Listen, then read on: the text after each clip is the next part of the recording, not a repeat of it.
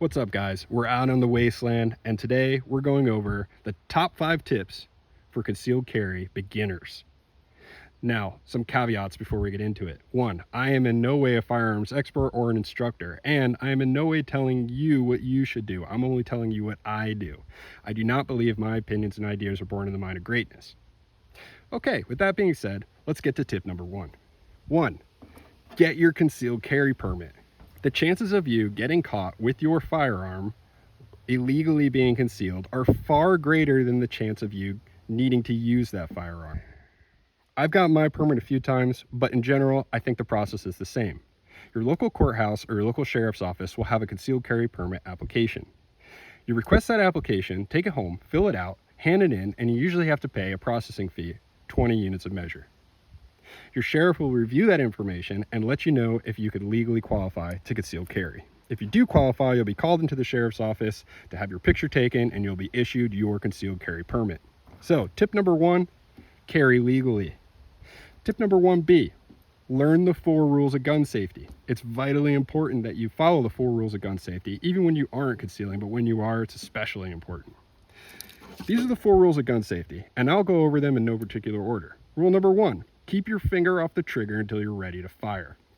This is a huge way to spot an amateur from an expert, is if you could see where their trigger finger is at all times when they're handling a weapon. It should be indexed and not on the trigger until you are ready to fire. Rule number 2, know your target and what's behind your target. This is vitally important, especially for concealed carriers. In the life-changing event that you have to use this handgun in order to save your own life or others, you need to know your target and what's behind it. Rule number 3, treat every firearm as if it's loaded, even if you know it isn't. Although I know this firearm isn't loaded, I won't handle it or treat it any differently than I am right now. And rule number 4, never point your firearm at anything you're not willing to destroy. This is also a way to spot an amateur from an expert. If you see where their muzzle is, it should at all times be pointed in a safe direction and at no time be pointed at you or anybody else. So those are the 4 rules of gun safety, and I encourage you to remember them. Tip number 2, buying your first pistol. Here's an example of some common types of pistols you could choose for your first pistol, and these are all really good choices, except for maybe this one, and we'll get to that why later. These 2 pistols in the middle are what I've considered standard, and both of these are extremely reliable. This is an M&P 2.0 compact chambered in 9mm with a 17 round magazine. This is a Glock 19. It has a 19 frame, but it has a 19X slide because I like the iron sights better. This one's chambered in 9mm also with a 15 round magazine. You could go smaller than that. This is a Taurus G3C chambered in 9mm and it has a 12-shot magazine. Or even smaller than that. This is a Ruger SP101 and it has a 5-shot cylinder. All these are good choices, but you may shoot better with certain pistols than others. Some folks, you hand them something like this Glock 19 and their group size can be something like that.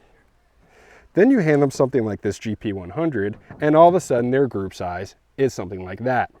What really matters is that you can hit what you're shooting at. Let me show you what I mean. This is my Ruger SP101. It's chambered in .357 Magnum and holds 5 rounds. This is my Glock 19. It's chambered in 9mm and has a 15 round magazine. We have 2 targets hung up. I'm going to shoot the one on your left with my Ruger SP101 and the one on your right with my Glock 19.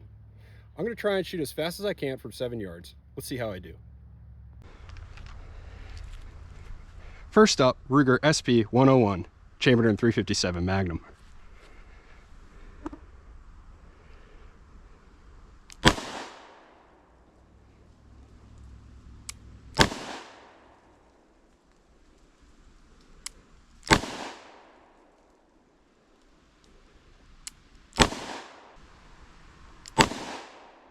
Next up, Glock 19, chambered in 9mm with a 15-shot magazine.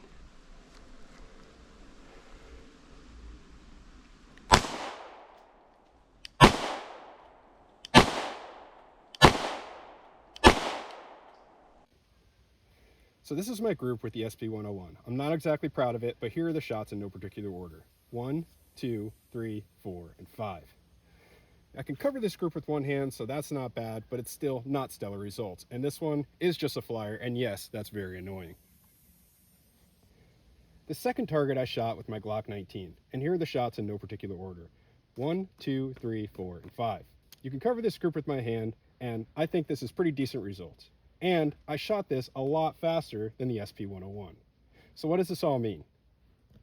After we saw my hits with the Ruger SP101 and the Glock 19, you can see that I am much more accurate with the Glock 19 and I can shoot this faster. So for me, this is the choice I go with. For you, that choice may be different. You have to choose the gun that you can hit what you are aiming at. Sometimes smaller is not always better. Tip 3, choosing which style you're going to carry. So you've purchased your first gun. Now you get to choose how you're going to carry it on your person. Well, there are 3 basic methods that I'll go over. 1, appendix carry. That's when it's directly in front of the person, pointed right at their things. Method 2, strong side. That's when it's on the right side or the left side of a person's body. And a third method that you commonly see, 6 o'clock or in the back. All 3 of these methods are viable and they all have pros and cons, and that could be a video all in itself. However, today we'll talk about appendix carry because personally, that's the way I like to carry. No matter which carry style you choose, it's vitally important that you get a good quality holster. Now, there's many great holster companies. A few of these on the table represent some of the great ones. This holster in Boogaloo camo is for my Glock 19. It's equipped, ready to receive, a Surefire 300 light. Sometimes I carry my Glock with a light, depends on if it's going to be dark or not.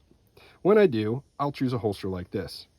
This holster has a few features that is common to the other holsters on the table. 1, claws that are easy to clip on and clip off when you engage with your belt. 2, this wing here that pushes the pushes the holster into your body. It helps bring the frame of the firearm a little closer to you. 4, its retention is based on the light. 5, it has this wedge. Now the wedge interfaces with your own body and tilts the frame of the firearm closer to you. All these lead to a better carrying situation, less printing. Printing is another way of saying your firearm can be seen from outside of your body, can be seen on your clothing. A little bit of printing is okay. One of the most important things about this holster though is the coverage of the trigger. The trigger is safely covered. No matter what holster you choose, the trigger has to be completely covered, so you don't have to worry about that firearm going off when you don't want it to, unless you're carrying a P320. Here's a few other examples. This is a Tenacore. They make great holsters, and I've been carrying this one for a long time. I actually carry this one more than the Boogaloo. Here's another example from a company called Standard Co. They had a limited release, so I picked this one up. This is for the Glock 19, but you can see it does not have a provision for the light. So during the daytime, I'll carry this. One thing I will represent for you right now is how this holster covers the trigger guard. See, the trigger is perfectly protected. There's very little chance of anything slipping into the gaps here and hitting that trigger when I don't want it to. This makes me feel really safe. One more thing you're going to have to consider when you're working with concealing a firearm is a belt. You need a good belt. This is my belt. It's made by Aries Gear. This belt will outlive me, and it's pretty expensive, but I say buy once, cry once. Tip 5, train with your firearm. No matter which configuration or pistol you choose, you should train with that configuration.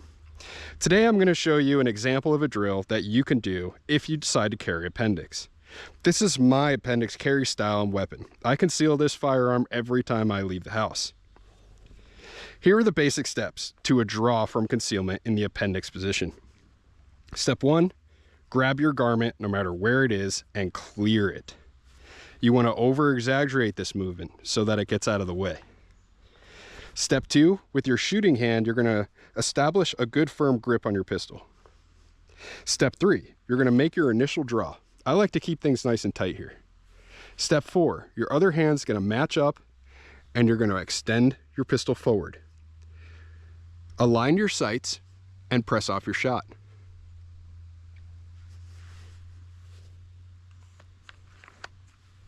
Here are all the steps in a more natural speed.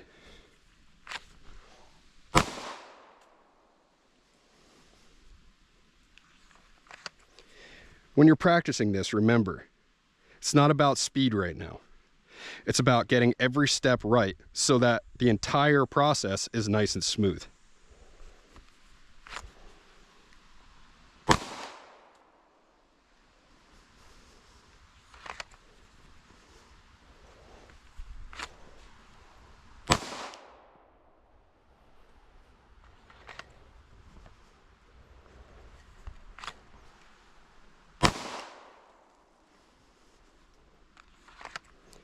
You should train with your concealed carry firearm on a regular basis. You want to feel confident if you have to use it.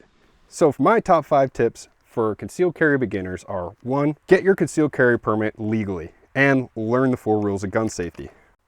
Tip 2, be careful when you choose your first pistol. Get something that you could hit what you're aiming at. Tip 3, make sure you choose a carry method that you can do safely, whether that's appendix, strong side, or 6 o'clock. Tip 4, get a good quality holster and a good quality belt. And tip 5, train with your pistol. If you've sat through this entire presentation, thank you. And remember, don't try this at home on what you call professional, and thanks for watching the top 5 tips on concealed carry for beginners.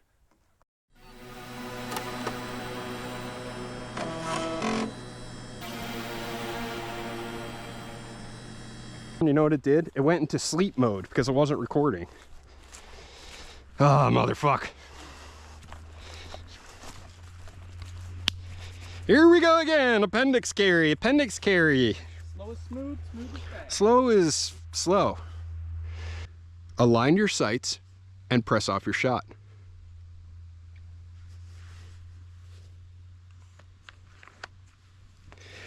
Now I'm gonna actually rack the fucking slide and shoot around.